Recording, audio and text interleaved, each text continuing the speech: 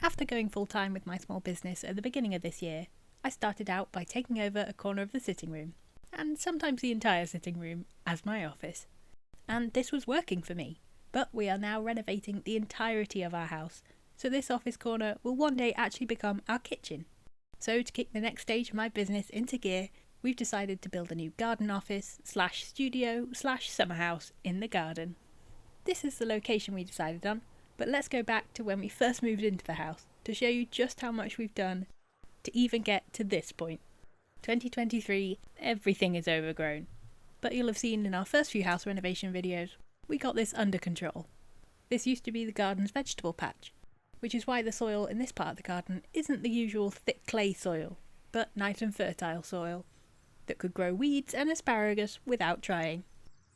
Before we decided to get the new garden office, we got the area under control and laid some weed barrier and wood chip, just to keep things looking nice and pretty.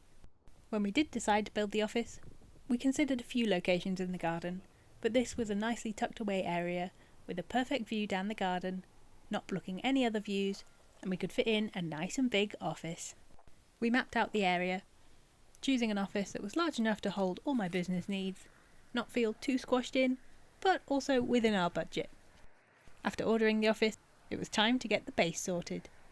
Now, before we go any further, as always, we are no experts, and we've never attempted to build a concrete base before, but we tried our best, and hopefully you'll agree by the end of this video, we did an okay job for the amount of things that went wrong during the process. We hired the digger again to scrape out the earth to the size of the base. We planned on having the concrete sticking out a little bit from the ground level, so didn't have to dig down a massive amount. We levelled this out as best we could, and then it was a long, slow and painful process of getting the hardcore from the front of the house all the way down in wheelbarrows.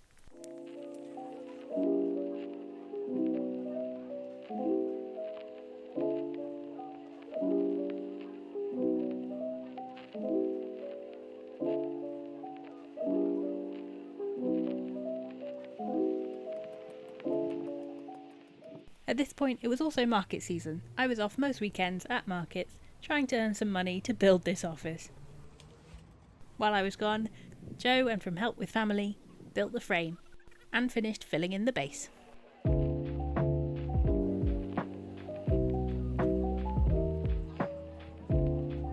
Next we added in layers of sand to help level the base as flat as we could, then some waterproof membrane and some steel reinforcement bars.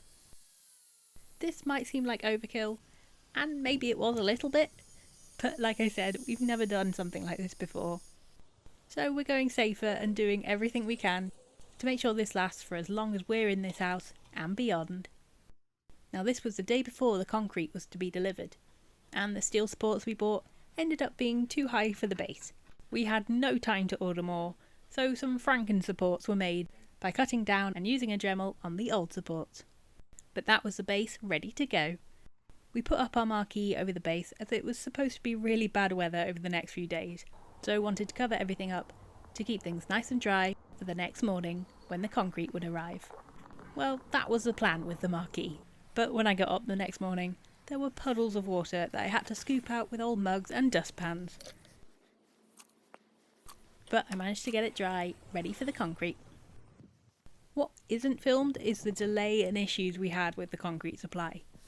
We did eventually get it sorted, but we were a few hours behind our planned time, which meant we were losing daylight, and more importantly, the dry weather. So the concrete was pumped down and we got to work fast.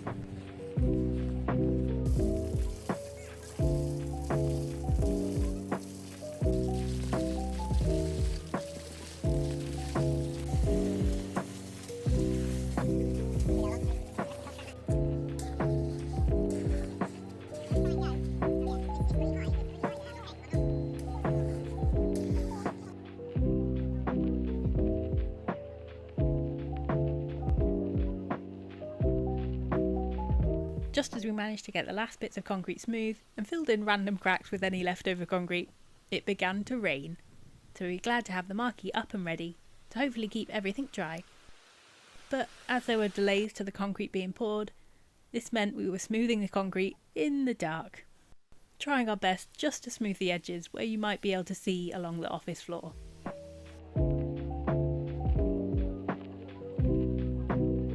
I ended up finishing the smoothing until late into the night, while Joe had to go to work. But me, my little head torch and a smoothing tool did the best we could. We went to bed hoping that it would all survive the night. The moment of truth.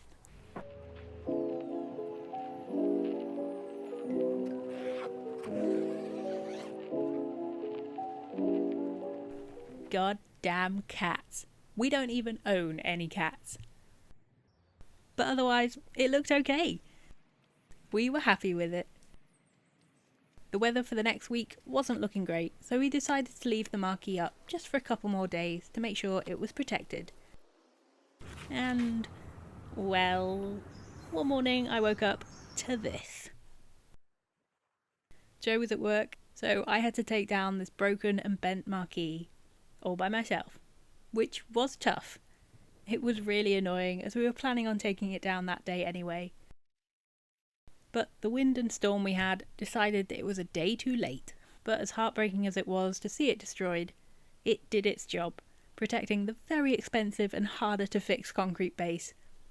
And it was luckily about 40% of the poles that were bent, which we think we can buy replacements for if and when we need them. A couple small tears at the peg holes in the fabric that I think will be okay, or I might be able to fix them. So looking back on it now, it's annoying, but was not the end of the world. A few days later, it was time to take off the frame and finally see the base in all its glory.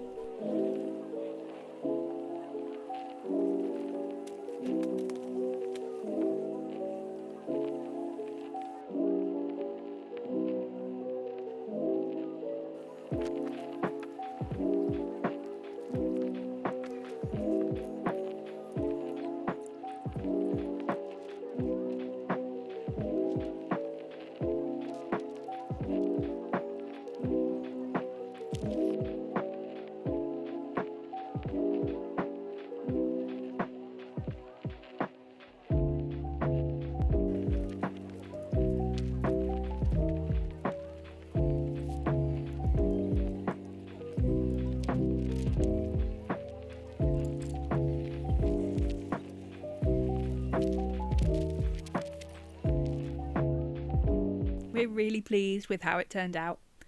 Could have done with a bit less stressful events leading up to this point, but we did it. Now we just have to wait for the office itself to arrive, and to build that. Please give this video a like and leave your best wishes in the comments that part of the office goes smoother than this base.